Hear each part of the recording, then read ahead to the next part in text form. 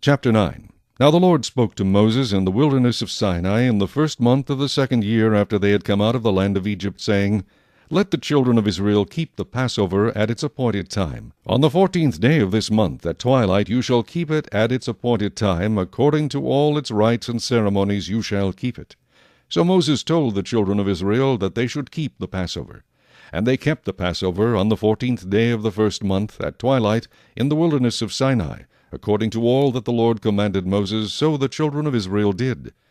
Now there were certain men who were defiled by human corpse, so that they could not keep the Passover on that day, and they came before Moses and Aaron that day.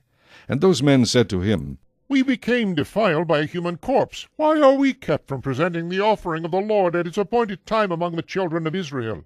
And Moses said to them, Stand still, that I may hear what the Lord will command concerning you. Then the Lord spoke to Moses, saying, Speak to the children of Israel, saying, If any one of you or your posterity is unclean because of a corpse, or is far away on a journey, he may still keep the Lord's Passover. On the 14th day of the 2nd month at twilight they may keep it. They shall eat it with unleavened bread and bitter herbs. They shall leave none of it until morning, nor break one of its bones. According to all the ordinances of the Passover they shall keep it.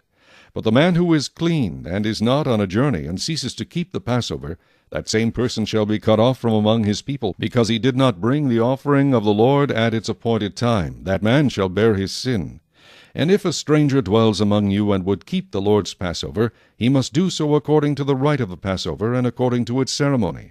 You shall have one ordinance, both for the stranger and the native of the land. Now on the day that the tabernacle was raised up, the cloud covered the tabernacle, the tent of the testimony.